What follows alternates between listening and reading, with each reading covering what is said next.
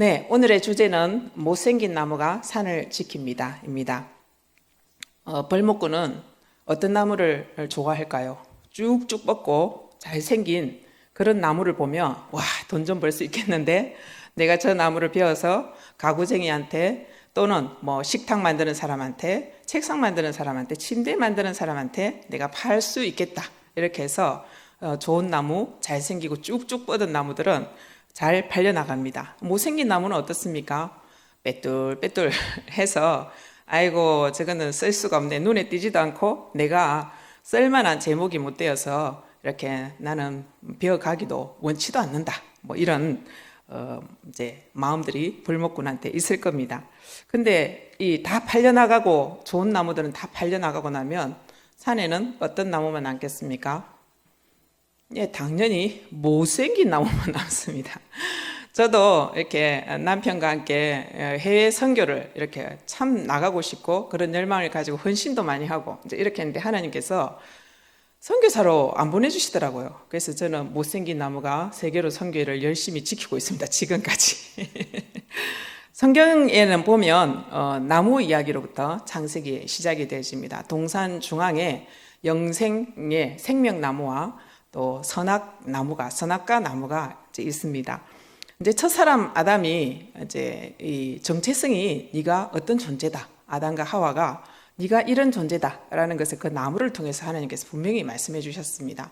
생명을 누리려면 이 영원한 생명실과 나무를 따먹어야 되고 그리고 네가 죽지 않으려면 영원히 살려면 이 선악과 나무는 절대로 never 따먹으면 안 된다라는 이 정체가 피조물이고 이 정체가 이 두 나무 사이에 결정이 되어진다라고 분명히 말씀을 해주셨습니다. 근데 첫사람 아담과 하와는 어떻게 했습니까? 이 나무에 대해서 내 정체는 내 마음대로 할 수 있을 것 같아 라고 해서 사단이라는 존재가 찾아와서 시험을 합니다. 근데 시험에 F를 받았습니다. 넘어졌어요. 선악과를 따먹고 맙니다. 하나님께서는 이 열매를 따먹을 시에는 반드시 네가 죽는다. 근데 나는 너와 영원히 살면서 교제하면서 사랑을 나누는 부모 자식 간으로 그렇게 살기를 원한다. 이 여기에 있는 모든 것은 다 너의 것이고 네가 이 왕국을 이 하나님 나라를 이 에덴 동산을 다스리고 살아라. 이렇게 분명히 말씀해 주셨습니다. 근데 사단이 그렇게 말을 할 때 하와는 이렇게 응대를 합니다. 뭐라고 응대했습니까? 다 먹을 수 있는데 먹지도 말고 만지지도 말고 말씀을 더 해요. 만지지 말라는 말씀은 없거든요. 그리고 죽을까 하노라. 하나님 죽는다 라고 마침표를 딱 찍어주시는데 사단은 의심하게 하죠. 진짜 죽는다 카드나 라고 물음표를 적고 하와는 죽을 수도 있고 안 죽을 수도 있고 반반이네. 이렇게 하나님은 100% 죽는다라고 마침표를 찍어주셨는데 이런 응대를 하고 있는 것을 우리가 보게 되었습니다. 그래서 하나님과 같이 되어 선악을 알 줄을 하나님이 아시니까 사단의 최대 목표는 이겁니다. 하나님처럼 자기도 이렇게 창조되어진 인간에게 경배를 받고 싶은 그런 마음 하나, 그 다음에 이 사람이 다스리도록 해준 이것을 내가 왕권을 가지고 다스리고 싶은 그런 마음.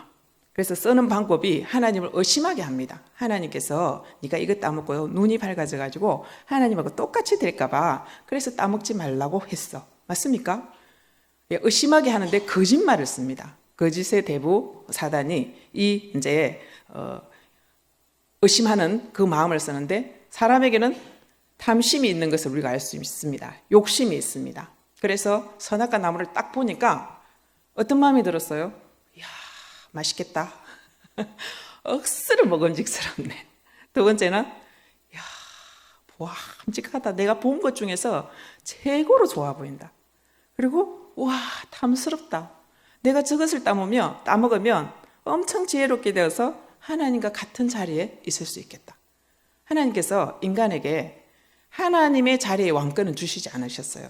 세상을 다스릴 그런 왕권은 주셨는데 하나님이 다스릴 그 왕권까지 요것만 하지 말라는 요것만 지키면 되는데 그 하나를 이제 안 지키는 그런 불상사가 일어나게 합니다. 그래서 사람이 하나님께서 그 에덴 동산을 주실 때에 얼마나 충만하고 만족스럽고 정말 모든 것이 다 있는 그것인데 만족하지 않습니다.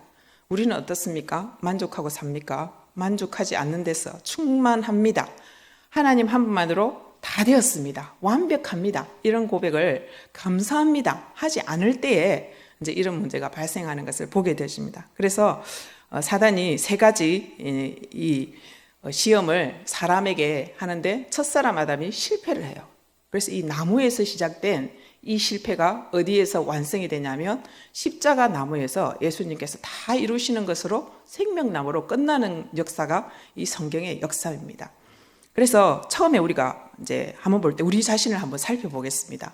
나는 첫사람 아담처럼 시험에 잘 애플을 받는 사람인지 아니면은 주님을 마음에 모신 사람으로서 A 뿔뿔을 받는 사람인지 한번 질문을 우리에게 해보는 시간을 가지면 좋겠습니다. 내가 먹고 사는 문제, 먹고 사는 빵 문제잖아요. 예수님도 시험을 받으셨어요. 똑같이. 아담이 실패했기 때문에 예수님께서 승리를 해주셔야지 우리가 여기로부터 자유해지고 벗어날 수 있는 그런 이제 은혜를 주시겠어요. 똑같이 시험을 받으십니다. 육신의 정욕, 안목의 정욕, 이생의 자랑. 그래서 그 누가복음에 나오는 그 예수님께서 시험 받으시는 장면이 여기 표현하고 그냥 약간의 표현이 다를 뿐이지 똑같은 내용이에요. 그래서 우리가 먹고 사는 문제 때문에 그냥 하나님을 버리고 영원한 생명나무를 버리고 선악과, 내가 선악을 분별했어. 하나님께서 이게 선이야.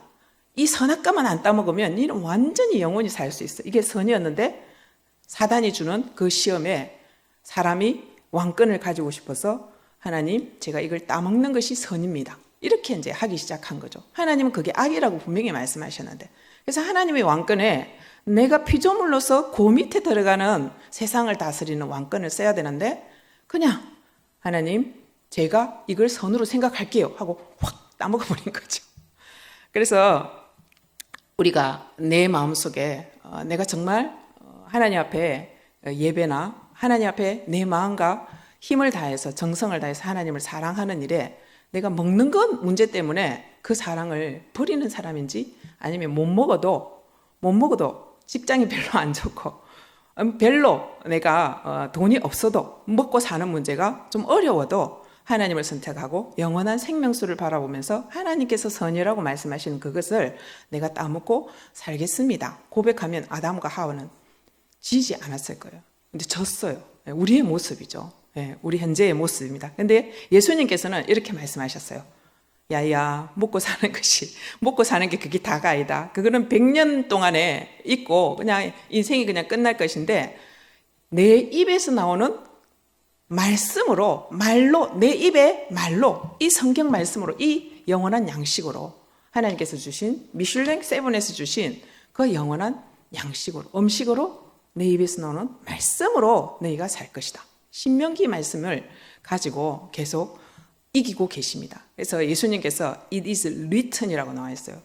저는 was를 썼을 것 같은데 보니까 is예요. 그래서 그 원어의 뜻이 보니까 이전에 하나님께서 기록된 말씀으로 하나님의 말씀은 하나님이시잖아요. 그걸로 승리하고 이길 수 있었는데 못 이겼어요. 그래서 그때부터 말씀하신 그것이 모세에게도 말씀하셨고 예언자들에게도 말씀하셨고 그리고 이제 예수님께서 말씀을 하시는데 그 말씀이 계속 능력 있고 효력이 있는데 지금 이 쓰는 말씀이 그때와 똑같이 효력이 있는 is 기록된 말씀이다. 이렇게 말씀하고 계세요. 지금도 우리에게 똑같이 지금 현재 우리에게 지금 선포되고 떨어지는 말씀이 똑같이 it is written 해서 우리에게 기록된 바 말씀으로 이길 수 있는 생명나무 실과를 먹을 수 있는 그런 특권을 주셨다는 것을 우리 예수님을 통해서 알 수 있습니다. 그래서 예수님께서 첫사람 아담이 이기지 못한 그것을 예수님께서 이겨주셔요. 그래야지 우리가 다시 왕권을 하나님의 자녀로서의 하나님 백성으로서의 신분을 회복하기 때문에 그렇습니다. 그래서 기록된 말씀으로 신명기 말씀으로 이렇게 이겨주시는 것을 볼 수 있습니다. 그리고 보암직한 내가 보는 것을 다 가지고 싶은 욕심이 있잖아요. 우리에게 탐심이 있습니다. 소유하고 싶은. 그래서 예수님에게도 이렇게 말씀하셨습니다. 천하만국을 보여주시면서 야, 네가 내한테 경배하면 이거 다 줄게. 네 보이는 거 이거 싹 다 줄게. 감히 예수님께. 그래서 우리에게 만약에 내가 이 부동산 롯데캐슬 이거 전부 다 주고 금정산도 다 주고 난 괜찮다. 그냥 대한민국을 다 주고 아예 괜찮아. 그냥 전 지구를 다 줄게. 그것도 모자라나? 그냥 그 우주의 질서 지금 돌아가는 그 별들까지 내가 다 줄게. 이렇게 하시면 여러분들은 아싸. 예. 네, 아멘이라고. 저 이상한 하와가 한 분 계세요. 예, 우리의 모습입니다. 아담과 하와는 우리의 모습입니다. 우리는 잘 집니다. 먹는 것에 잘 지고 먹고 사는 문제에 잘 지고 또 눈에 보이는 소유를 누가 가지고 있으면 나도 가지고 싶은 비교하면서 가지고 싶은 그 마음이 아담과 하와 할아버지 할머니부터 내려온 그 마음이 내게 있습니다. 근데 예수님께서는 단호하게 어떻게 말씀하십니까? 기록되었으되 신명기 말씀을 다시 꺼내시면서 이렇게 말씀하십니다. 주 너의 하나님께만 경배하고 그분만 섬겨야지 네가 영원한 생명나무 실과를 따먹는 정체를 가진 사람이야. 이렇게 분명히 말씀하시면서 우리 대신 여기에서 기록된 말씀으로 이겨주십니다. 그래서 첫사람 아담이 실패한 것을 마지막 둘째 아담께서 예수님께서 이겨주셨기 때문에 우리는 역시 이길 수 있습니다. 그분이 우리 마음속에 계시잖아요. 아멘. 예, 그래서 다 보여줘도 제 롯데캐슬 저거 다 줘도 저는 하나님만 경배하고 섬길 것이다. 이 사탄아 물러가라. 이렇게 실제적인 삶 속에서 살아내기를 하나님은 우리에게 원하셔서 이 말씀을 보여주십니다. 그리고 세 번째는 탐스러워 보인다 했어요. 뭐가 탐스러워 보입니까 지금? 뭘 어떻게 했어요? 야, 뛰어내리 봐라. 그러면 하나님께서 네 천사들 동원해가지고 네 발을 싹 해주는데 지금 예루살렘 성전 꼭대기에 올라가가지고 다 보여주시는데 사람들이 지금 조 밑에 다 보고 있어요. 근데 뛰어내렸어요. 근데 천사들이 싹 받아줘가지고 그냥 쓱끄스 다는 최고봉을 달리는 그런 모습을 보여주잖아요. 인기자, 인기. 사람들의 명예, 이 생의 자랑. 내가 이런 사람이야. 천사들이 내 발을 받쳐주는 존재야. 근데 아담과 하와는 졌어요. 너무 탐스러워 보여가지고. 야, 내가 이 정도 하나님과 같이 되면 내가 내 자랑, 나는 이 정도 사람이야. 졌는데 예수님께서 기록되었으되. 신명기 말씀 너무 중요합니다. 1세대 원불교, 원망불교, 원망불평, 교만, 원불교거든요. 원망불평, 교만. 그 1세대를 하던 세대는 광야에서 다 죽었습니다. 2사람 빼고. 여호수아와 갈렙 빼고 다 죽었어요. 그래서 모세가 돌아가시기 전에 약속의 땅 가나안 땅에 들어가기 전에 주신 말씀이 신명기입니다. 거듭해서 명령한 이 말씀을 기록해 놓은 것이 신명기예요. 그 2세대들이 받은 말씀이 뭐냐면 레위기 출애굽기 이거를 지나서 신명기의 모든 것이 다 기록이 됐어요. 그래서 우리도 지금도 신명기를 가지고 주님 앞에 거듭해서 하나님의 명령이 무엇인지 그 말씀이 입에서 나오는 말씀이 무엇인지 그걸로 이길 수 있다는 것을 예수님께서 실제 보여주셨습니다. 기록됐어요. It is written. 그때에도 역사하시고 지금도 살아계시고 좌우의 날성검보다도 예리하고 불같고 방망이 같은 말씀으로 그렇게 할 수 있다. 이길 수 있다 하는 것을 예수님께서 이렇게 직접 보여주셔서 우리는 이미 이길 것입니까? 이겼습니까? 이깁니까? 네, 답니다. 과거, 현재, 미래 다 이겨버렸습니다. 십자가로 승리했고 완전히 예수님께서 십자가에서 다 이루었다라고 말씀하셨기 때문에 첫째 아담이 저지른 그 시험 통과 못한 그것을 완전히 시험을 통과해 주신 분이 예수님이십니다. 너무나 감사한 일이죠. 그래서 요한복음 15장 5절에 우리들을 이렇게 말씀하십니다. 나는 포도나무인데 너희는 가지야. 이제는 떨어지지 말고 내한테 뿌리서부터 그냥 한 몸이 돼가지고 같이 살자. 그래서 이전에는 모세를 통해서 말씀을 주셨어요. 율법을. 이렇게 말씀대로 살면 너희가 천대의 복을 받고 이렇게 안 살면 3세대가 저주를 받을 거야. 그런데 그렇게 삽니까? 못 살아요. 우리는 아담과 하와의 후손입니다. 못 살고 안 살고. 그래서 하나님께서 아이고 안 되겠다. 이제 그걸로 안 되네. 그래서 인편을 막 보내세요. 선지자들을 막 예언자들을 보내셔가지고 그래 살면 안 돼. 내한테 돌아와야 돼. 이 사단의 밥이야. 내 마음이 너무 아파. 응? 아버지 말은 안 듣고 옆집 아저씨 말만 듣고 내 마음이 너무 아파. 이런 내 새끼잖아. 이렇게 보내셨는데 말을 들어요? 안 들어요. 선지자의 말도 안 들어요. 그래서 하나님께서 에스겔서에 뭐라고 말씀하시냐면 내가 이제 직접 갈게. 그리고 내 법을 네 마음에 두게. 그래서 우리 마음에 예수님께서 직접 들어오시는 그 창세기 3장 15절의 원시복음을 이렇게 완벽하게 이루어 가시는 그 역사가 이제 우리에게 주어진 거죠. 너무 감사한 일이죠. 그래서 이제는 그 생명나무, 내가 선악을 가름하고 기준을 삼고 이게 선하고 이게 악해. 이거는 너무 실수를 잘할 수 있는 우리 재성과 연약이 있기 때문에 그게 아니고 이제 내 마음속에서 얘야 내가 근심이 된다니까 그걸 선이라고 하니까 얘야 그게 선인데 악이라고 하니까 내가 근심이 된다. 내 속에 계신 성령께서 다 가르쳐 주시면서 생명이 아니고 선악과를 또 따먹으려면 또 가르쳐 주세요.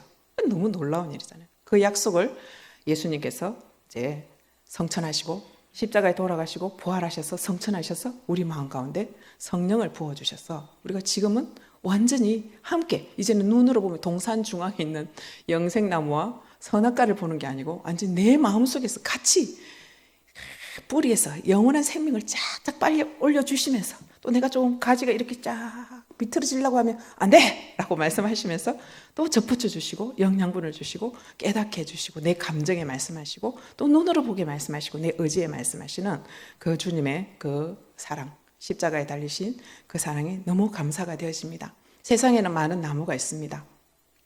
어떤 나무가 있을까요? 밀림에 가면 큰 나무들이 많아요. 그래서 나무를 베어와가지고 수출하고 수입하고 이렇게 해서 좋은 집안에 있는 모든 제목들을 다 사용하고 씁니다. 여기도 지금 나무를 엄청나게 많이 써 있어요. 그래서 주님 나라에서 쓰이는 나무는 어떤 나무가 쓰였습니까? 어떤 나무가 쓰였을까요? 네, 많이 있죠. 예수님께서 배를 타시고 갈릴리 바다에서 배를 타시면서 말씀을 전하실 때 그 배는 가장 세상에 가장 아름다운 그 주님을 모시고 말씀을 듣는 그런 그 배 조각조각 난 거잖아요. 큰 나무도 아니에요. 그래서 그런 이제 배로 쓰임 받은 나무도 있을 거고 또 어떤 나무가 있을까요? 종려나무 꺾어가지고 막 찬송하리로다 그러면서 왔는데 엔총 예수님 십자가 못 박아요. 그리고 또 어떤 나무가 있어요? 예수님께서 의자에 앉으신 적이 있으면 의자 역할도 할 거고 또 최후의 만찬 그 식탁도 있을 거고. 근데 가장 나무로서 못생긴 나무지만 가장 좋은 나무로서 역할을 했던 나무는 말구유의 그 천지를 창조하신 창조주 아기 예수님께서 성탄하셔서 거기에 누워지시잖아요. 그 얼마나 큰 영광에 말밥통으로 쓰임 받다가 너무나 잘생긴 나무였을까요? 정말 못생긴 나무가 그 말밥통이 되어서 쓰임 받는. 그리고 예수님께서 십자가를 지실 때 노뱀을 본 자가 나음을 입겠다 말씀하신 것처럼 인자도 이렇게 덜려야 되겠다. 장대에 달았다 그랬어요. 그 장대에, 그 십자가에. 뭐 영화에 보면 십자가가 막 번듯하고 이러는데, 그거 아니죠. 최고의 극악한 형벌인 나무 십자가 형에 좋은 나무를 썼을 리가 없죠. 영화에 이제 좋게 만들어서 그런 거죠. 그래서 최후에 예수님께서 사용하신 나무는 정말 십자가 나무인 것을 우리가 이제 볼 수 있습니다. 그래서 여호와의 산을 지키는 그런 나무도 있고 여호와의 산을 떠나는 그런 나무들이 많습니다. 세상에서는 알아주지 않는 그런 나무들. 세상에 알아주면 벌목꾼이 세상에서 다 가져가요. 저 국회도 가져가고 저기 장관으로도 가져가고 그 장관이 돼야 되겠지만 어쨌든 하나님 나라에서 우리가 볼 때, 세상이 볼 때에 저 별 볼 일 없는 나무인데 저 별 볼 일 나무가 뭐야? 이렇게 이제 하는 그런 존재들이 있을 수 있습니다. 그래서 나는 어떤 나무인지 내가 예수님과 이제는 생명나무 뿌리를 공유하는 사람인지 그 생명나무 포도나무 대신 주님께 정말 쫙 붙어서 하나 되어 있는지 그러면 열매는 절로 맺는다 그랬거든요. 보암직하고 먹음직하고 탐스러운 열매가 아니라 하나님께서 말씀하시는 열매, 회개에 합당한 열매, 성령의 열매, 전도의 열매, 여러 열매들, 신의 성품의 열매, 그런 열매를 뿌리와 같이 주님의 뿌리와 생명의 뿌리와 공유하고 또 주님의 그 나무의 생명나무에 저붙어 있는 한은 그렇게 열매를 맺게 해주시겠다고 말씀하셨습니다.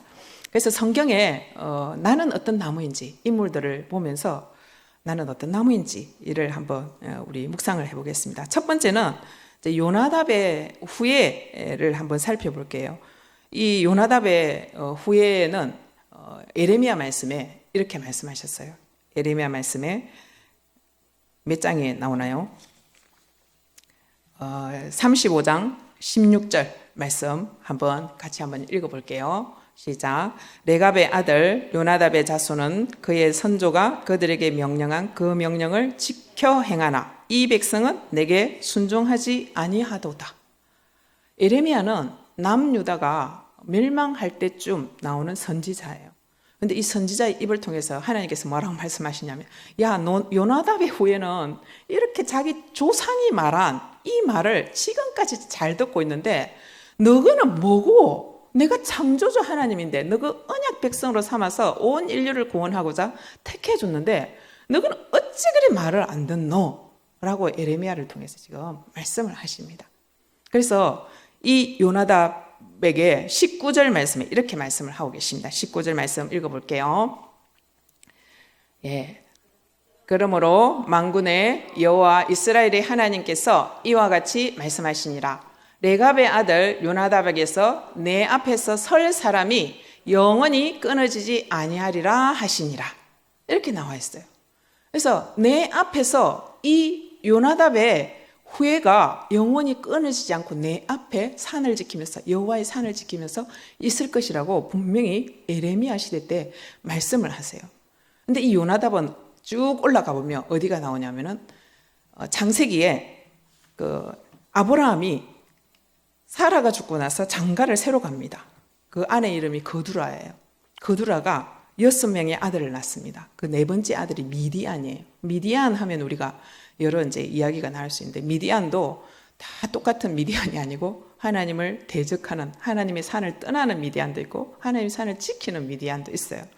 근데 이 미디안 하면은 그 우리가 잘 아는 이드로 장인이 미디안 족속이거든요. 모세가 이제 이집트 왕자로서 쫓겨났을 때 그때 어디를 가냐면 그 광야에 갔을 때 사막에 갔을 때 미디안 족속에게 갔는데 거기서 모세의 장인 이드로를 만나는 거죠. 그 족속이에요.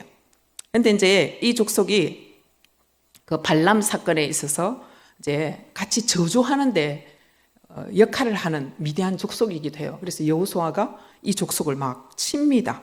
그런 이제 역사적인 사건도 나오고 그리고 이 사사기 시대에 가면은 이제 이 미디안 족속이 여러 아이를 낳아가지고 이제 이렇게 퍼질 거 아니에요. 그래서 그 밑에 겐 족속이라고 있어요. 그래서 그 겐 족속에 누가 있냐면은 헤벨의 아내 야엘은 어떤 사람입니까? 우리가 잘 아는 역성 드보라 사사가 바락과 함께 미디안 족속을 친 게 아니고 시스라 왕을 이제 칠 때에 이 미디안 족속 겐 족속인 야엘 그러니까 헤벨의 아내가 방망이를 들고 그 시스라 왕의 관자놀이에 말뚝을 박아가지고 죽이는 그런 이제 일을 일으키는 이제 족속이 바로 미디안 겐 족속 야엘의 여인이었어요. 와, 우리는 그렇게 할 수 있겠습니까? 예, 다음 세대를 위해서 또 언약 백성에 속하기 위해서 이 여인은 해냈습니다. 그리고 사울이 이렇게 아말렉을 공격할 때 하나님께서 야, 그 겐 족속은 미리 피하라 해라. 안 그러면 아말렉과 다 죽을 테니까. 그래서 하나님께서 이 겐 족속, 미디안 족속을 피하라고 미리 이렇게 생명을 건졌습니다. 그 뒤에 이유를 말씀하시는데 이스라엘 민족이 출애굽해가지고 올 때에 이 미디안 족속이 겐 족속이 이스라엘 내 백성을 선대해 줬기 때문에 미리 피하라고 해야 된다. 이렇게 말씀하고 계세요. 하나님은 다 보고 계시고 기억하고 계시다는 것을 우리가 알 수 있습니다. 근데 왕하에 가보면 이제 아합왕 북이스라엘 북한에 나쁜 아합왕이 있어요. 그래서 나봇의 포도원을 뺏고 바알과 아세라 신을 섬기게 한 그 이세벨과 그 어마무시한 이 북이스라엘의 그 신앙, 하나님을 향한 신앙을 완전히 망가뜨리는, 멸망시키는 그런 존재가 있습니다. 그때 하나님께서 엘리야를 보내셨고, 또 엘리야가 이세벨 때문에 멀리 갔다가 호렙산에서 세미한 주의 음성을 듣고 예후에게 기름을 부어서 그 심판해라, 그 집안을. 그래서 그때 예후가 심판할 때 누가 같이 가냐면 그때 요나답이 같이 가요. 이 북이스라엘을 종교혁명을 하는 거예요. 근데 이 예후가 다 일을 끝내고 그 바알 아세라 숭배자들의 80명의 제사장들을 다 죽이고 그 섬기던 성전을 변소로 만들었어요. 근데 만들고 났는데 가만 보니까 저 북쪽과 제일 남쪽에 베델과 단에 금송아지 신상은 여로보암이 세워놨던 그거는 안 없애는 거예요. 그래서 요나답이 이때 이야기를 합니다. 그때가 BC 841년도입니다. 요나답이 이렇게 명령합니다. 집을 짓지 말고 너희는 떠다니면서 텐트를 지으면서 포도 농사를 하지 말고 목축업을 해라. 그리고 포도주도 마시지 말라. 정착하지 말라 그랬어요. 우리 여기에 우리는 원래 하나님의 언약 백성도 아니고 우리가 원래 했던 것을 하고 있자. 이렇게 명령을 841년 BC에 이렇게 내렸어요. 근데 300년이 지난 뒤에 300년이 지났거든요. 에레미야 시대 때는 300년이 지났는데 이 명령을 그대로 지키고 있다는 거예요. 하나님께서 다 보고 계셨는데 야, 요나답이 말한 명령을 300년이 지난 후손들이 아직도 텐트를 치고 살고 목축을 하고 살고 포도주를 안 마시고 사는데 너거는 뭐고? 라고 말씀하시는 일이 300년 뒤에 일어나요. 그래서 내가 이 백성을 내 앞에 영원히 끊지지 않도록 내 산에서 지켜주겠다. 이렇게 말씀을 하십니다. 그래서 느헤미야 말씀에 보면 이렇게 나와요. 레갑의 아들 말기야가 분문을 완공했다. 그래서 느헤미야가 예루살렘 성을 이렇게 완공을 할 때 그때 또 도와주고 있는 모습을 보게 되어서요. 그래서 이사야 60장 6절에서는 이렇게 말씀하십니다. 시온의 이 도시가 회복이 될 때 이 레갑의 아들, 이 요나답의 아들, 이 후손은 약대들을 공급하게 될 그런 열방이다 하고 예언을 하고 있습니다. 너무 놀랍지 않아요? 그래서 그 예언이 어디에 이루어지냐면 600년 뒤에 누가복음 2장 8절에서 20절 사이에 이루어지고 있습니다. 그 누가복음에 예수님의 탄생을 제일 먼저 천사들이 알려준 존재는 누구였죠? 목자들이었잖아요. 그래서 정착하지 않고 양을 치는 목자들에게 나타났어요. 그럼 지금 이때가 요나답이 말한 때로부터 약 1000년이 지났어요. 그리고 에레미야 시대대로부터 약 600년이 지났어요. 1000년이 지나도 하나님의 말씀처럼 조상의 말을 하나님의 언약 백성 거기는 포함되지 않지만 하나님께서 말씀하신 그것을 기억하면서 메시아가 올 것을 기억하면서 자기 본분을 자기 직업의 일을 하면서 이렇게 살고 있는. 그래서 누가복음 2장 8절에서 20절 그 사이의 말씀을 한번 보겠습니다. 그 지역에 목자들이 밤에 밖에서 자기 양떼를 지키더니 양떼를 지키고 있어요. 아직도 1000년 동안 그렇게 하고 있는 모습을 볼 수 있습니다. 그래서 천사들이 이 목자들에게 이야기합니다. 지극히 높은 곳에서는 하나님께 영광이요 땅에서는 평화를 주는 그런 분이 구주가 나실 건데 그 구주가 지금 저기 베들레헴의 그 마구간에서 나실 거다. 그러니까 베들레헴에 지금 예루살렘 성과 베들레헴 그 사이에 베닥게렛이라는 곳이 있는데 그곳에서 양을 치고 있었거든요. 그 성경에도 나와요. 그래서 쫓아 빨리 딸려가서 최초로 하나님을 눈으로 목격한 존재가 누구냐면 목자들이라는 것을 볼 수 있어요. 우리가 이제 메시아가 온다, 유대인의 왕이 오신다 이렇게 할 때는 어디에서 올 것 같습니까? 왕궁에서 올 것 같고 대제사장 가문에서 올 것 같고 뭐 좀 잘 나가는 집안에서 올 것 같고 부자는 하나님이 축복했다고 생각하기 때문에 그 부잣집에서 올 것 같고 근데 예수님은 사람의 예측과는 다르게 하나님의 일하시는 방식이 늘 그렇습니다. 가난한 자, 못생긴 나무, 나의 언약을 기억하고 내를 사모하고 열망하고 기다리는 자, 자기 일을 하면서 그런 사람을 통해서 일하시는 것을 보게 되었습니다. 그래서 구유에 누인 아기를 봤습니다. 최초로 하나님을 봤습니다. 벌거벗은 몸은 아니겠지만 어쨌든 얼굴을 봤습니다. 그리고 그 천사들이 전하여 준 말을 요셉과 마리아에게 전하고, 그리고 하나님께 영광을 돌리고 찬송하면서 다시 목축의 일을 하러 돌아갑니다. 참 너무 놀랍잖아요.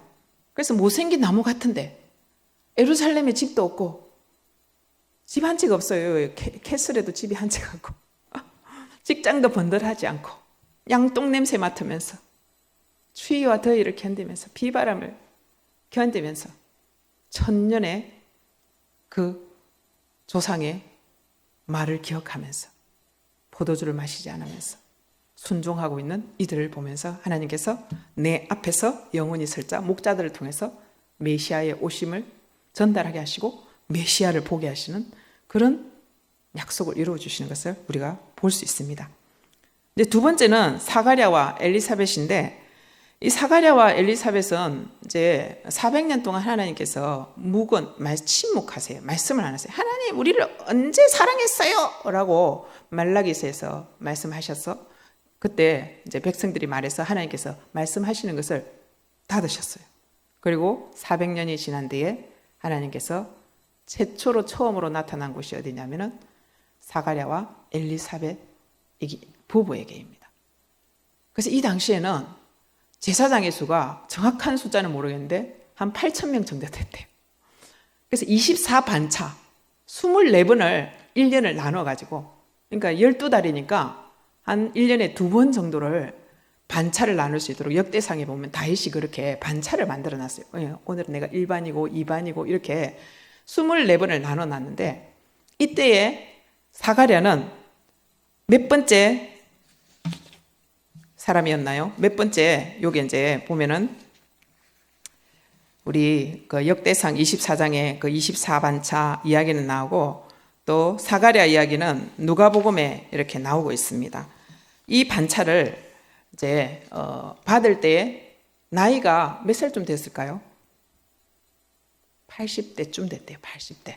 사가랴라는 뜻은 기억하신다 이런 뜻이고, 이제 엘리사벳은 맹세, 하나님의 신실, 하나님께서 약속을 기억하시고 이렇게 신실하게 이루시는 그 뜻을 가진 부부입니다. 그러면 이 이름을 지어준 분이 누구일까요? 당연히 부모님이겠죠. 부모님이 이 신앙을 메시아를 타고 오실 그분이 여인의 후손을 통해서 오실 것이라는 것에 대해서 이 언약을 기억하고 이 후손들에게, 자녀들에게 이름을 지어주는 것을 볼 수가 있습니다. 근데 하나님께서 이렇게 말씀하셨어요. 1장 8절에 마침 사가랴가 그 반열의 차례대로 하나님 앞에서 제사장의 직무를 행할세. 제사장은 이제 한 차례 한 330명 정도가 이제 1반차, 2반차 이렇게 섬기는데 여기는 8반차라 그랬어요. 근데 이제 섬기는데 양을 뭐 잡아야 되는 사람도 있고 뭐 여러 뭐 힘든 일을 해야 되는 그런 이제 사람들이 있을 때 제비를 뽑았잖아요. 어떤 제비를 뽑았냐면 성소에 들어가서 주님 앞에 예배를 드릴 사람, 향을 피울 사람, 이 사람을 뽑았는데 마침 사가랴를 뽑아주셨어요. 그 하나님께서 왜 이 사가랴를 뽑아주셨을까? 왜 뽑아주셨을까? 자식도 없고 지금 너무 못생긴 나무잖아요. 지금 세상은 내 전쟁터로 지금 힘들고 제사장 수는 너무 많아졌고 영적으로도 암울하고 하나님은 아무 말씀도 안 하시고, 그런데 이 부부가 살아가는 방법이 뭐냐면은 말씀대로 흠이 없이 행했더라 이렇게 나와 있어요. 말씀 앞에서 살아가요. 그리고 또 뭘 하냐면 너의 간구함이 들린지라 이렇게 말씀하세요. 기도를 한 거죠. 무슨 기도를 했겠습니까? 하나님 언약하셨잖아요. 기억하시고 지켜주세요. 근데 저는 아들이 필요한데 아들이 없어요. 65년을 기도했어요. 저 이제 80대가 됐는데 희망이 없네요. 근데 천사가 나타나서 너의 간구함이 들린지라. 이 부부가 사는 방법은 하나님 말씀 앞에서 말씀대로 살면서, 그리고 기도를 하면서, 이 생명을 여인의 후손을 주실 분은 유일하게 하나님밖에 없습니다. 고백하면서 기도한 이 부부에게 하나님께서 아이를 주십니다. 예수님의 메시아의 전령, 세례 요한을 주십니다. 그것이 말라기의 예언이 되어 있습니다. 엘리야의 심령으로 와서 내 백성들을 돌아오게, 내게로 돌아오게 할 사람, 그 사람이 올 건데 세례 요한입니다. 세례 요한의 부모가 된 거죠. 세상 사람이 보기에는 아이고 뭘 잘못해서 저래 자식도 없어 이렇게 평가를 합니다. 뭔가 죄를, 우리가 모르는 죄를 지었을까요? 분명히. 그때 그거 보니까 그래서 하나님께서 자식을 안 주셨을까요? 이렇게 생각하고 있을 수 있어요. 그리고 사가랴와 엘리사벳도 내가 너무 뭘 잘못해가지고 그 기도가 정성이 부족했어. 근데 선악과를 따먹는 거는 자기 힘대로 살겠다는 거잖아요. 자기 왕권을 가지고. 근데 주님은 네 왕권으로는 네 힘대로는 안 돼. 내가 해결해 줄 수 있어. 늘 구약이든 신약이든 하나님께서 그걸 은혜로 주시기를 원하시고 자식이니까 해주시기를 원하시는 그것을 또 이 부부에게 못생긴 산을 지키고 있는, 여전히 말씀대로 살고 세상은 흉흉하지만 여전히 기도하면서 하나님만 주실 수 있습니다. 그래서 이 예언된 아이를 출산하게 되어지고 하나님의 약속을 이루는 이 못생긴 나무 부부를 볼 수 있습니다. 그다음 세 번째는 우리가 이제 잘 아는 요셉과 마리아 부부의 삶을 볼 수 있습니다. 나사렛은 너무나 가난하고 너무나 형편없고 나다나엘이 이런 고백을 했습니다. 나사렛에 무슨 선한 것이 나오겠노? 가난한 것은 하나님의 저주라고 생각했기 때문에 그 찢어지게 가난한 달동네에 사는 나사렛 동네, 거기서는 절대로 선한 것이 나올 수 없다 그랬습니다. 근데 하나님 보실 때는 이 못생긴 이 산, 이 나사렛에 못생긴 나무가 있는 것을 봤습니다. 주의 계집종이오니 주의 말씀대로 되어지이다. 너무 찢어지게 가난하고 뭐 아무것도 희망도 없어 보이고 그런 동네에 하나님께서 마리아를 보십니다. 요셉을 보십니다. 그 창세기 3장 15절 여인의 후손을 통해서 오겠다고 말씀하신 그 여인이 되는 순간입니다. 이 나사렛 동네에서. 그래서 하나님께서 아들을 낳으리니 네가 잉태해서 아들을 낳을 건데 그 이름을 예수로 하라. 이렇게 했는데 그 뒤에 이제 예물을 드리고 이제 가는데 뭐 어떤 예물을 가져갑니까? 비둘기 가져가요. 비둘기. 찢어지게 가난한 사람들이 비둘기 가지고 하나님 앞에 제물을 드리거든요. 얼마나 찢어지게 가난했는지. 그래서 우리가 여러 사람들을 볼 때 나이가 어려도 나이가 많아도 찢어지게 가난해도 뭐가 없어 보여도 아무도 안 알아줘도 세상의 기준과 가치는 이걸 선이라고 그러고 저것을 악이라 해도 하나님은 정확하게 하나님의 언약 백성, 구속사에 쓰임받을 제목인지 그 나무인지 그것을 보시는 겁니다. 말구유, 말밥통이어도 예수님과 함께 십자가 세 개의 못에 세 못에 똑같이 그 몸과 함께 박힐 수 있는 사람, 그런 사람을 찾으시고 그런 사람을 지금도 주의하여 보시고 내 재림을 준비하는 못생긴 나무는 누군가? 여호와의 산에서 끝까지 신부단장을 하면서 기다리는 그 한 사람은 누구인가? 이렇게 찾으시고 계시는 것을 봅니다. 이제 네 번째는 창세기 30장 13절에 보면은 야곱의 여덟째 아들 아셀 지파가 나옵니다. 그 이제 누가복음 2장 37절에 성전을 떠나지 아니하고 주야로 금식하며 기도함으로 섬기던 한 여인이 나옵니다. 안나라는 한나죠, 한나. 안나라는 여인이 나오는데 이 여인이 참 기구합니다. 15살쯤에 정혼하고 결혼을 해서 7년 동안 남편하고 살아요. 그럼 몇 살입니까? 22살. 그리고 84년을 갑으로 살았더라. 원어에는 그렇게 나와 있어요. 84세에 죽은 게 아니고. 그러면 더해보면 106살이 돼요. 와, 그 당시에 106살 사는 것은 어마무시한 일이죠. 근데 106세 때까지 하나님께서 그를 살려두신 이유는 메시아를 보러. 계속 기도하면서. 근데 이 아셀 지파는 레아의 후손이에요. 레아가 낳은 아들이 아니고 시녀 실바가 낳은 아들이에요. 근데 레아는 사랑을 못 받은 존재예요. 못생긴 나무라서. 남편에게 사랑을 못 받아요. 라헬만 사랑했죠. 근데 그 레아의 또 그것도 실바야. 여종이에요. 근데 여종이 낳은 그 성경에 별 아셀 지파에 대해서 나오는 게 없어요. 근데 메시아가 오셨을 때 이 여인은 레아가 그렇게 하나님을 찬송하리로다, 하나님과 관련된 아들의 이름을 짓고 이렇게 한 것을 이어서 그 명명을 이어서 온 후손이라는 것을 알 수가 있습니다. 이 한나. 그래서 한나의 이름처럼 성전에서 기도하고, 참 얼마나 기고해 보여요. 그죠? 15살에 결혼을 했는데 7년 살았는데 남편이 죽고 세상에나 84년을 성전에서 밥 먹고 기도하고 금식하고 기도하고 그냥 계속 하는 일이 그냥 기도하는 일밖에 없어요. 근데 하나님께서 이 여인을 통해서 2장 38절 누가복음에 이렇게 나와 있습니다. 마침 이때에 나왔어. 사가랴도 마침 제비 뽑혔어. 그 많은 사람들 중에 마침, 항상 하나님은 마침 이때를 잘 쓰십니다. 하나님의 때. 다 일반적인 삶을 살고 하나님의 생명나무 위에 붙어서 자기 할 일을 하고 있을 때 그 사람들을 쓰시고 주의 길을 예비하시는 것을 우리가 볼 수 있습니다. 하나님이 쓰시는 나무는 잘생긴 나무가 아니라는 것을 우리가 살펴봤습니다. 와, 나도 참 소망이 있구나. 난 참 못생긴 나무인데 소망이 있구나. 이런 이제 생각이 듭니다. 무명이어도 기구해 보여도 나이가 몇 살이라도 여자라도 또 남자라도 하나님께서 이제 마지막 재림의 길을 지금 준비하고 계십니다. 그 길을 준비하는 못생긴 나무를 찾으십니다. 여호와의 산을 지키면서 한 사람이라도 더 여호와의 산에 나무를 심고자 하는 생명나무 시냇가에 심기운 나무처럼 시절을 쫓아 가시를 맺게 해주고 싶은 그 자식을 찾아서 하나님의 산에 심고 싶은, 심게 할 동력자를 생명나무에 접붙은 그 나무를 찾으십니다. 하나님께서 내가 어떤 사람이든지 간에 상관없이 그 마음, 하나님 마음을 아는 주님 한 분만으로, 제가 주님 한 분만으로 내 운명에 기구해도 참 내가 형편없는 사람일지라도 희망이 이 세상에 없어도, 나를 봐도 희망이 없어도 저는 주님 한 분만으로 완전히 만족합니다. 주님을 기다립니다. 그 언약을 기다립니다. 제가 할 수 있는 일을 하고 기다리겠습니다.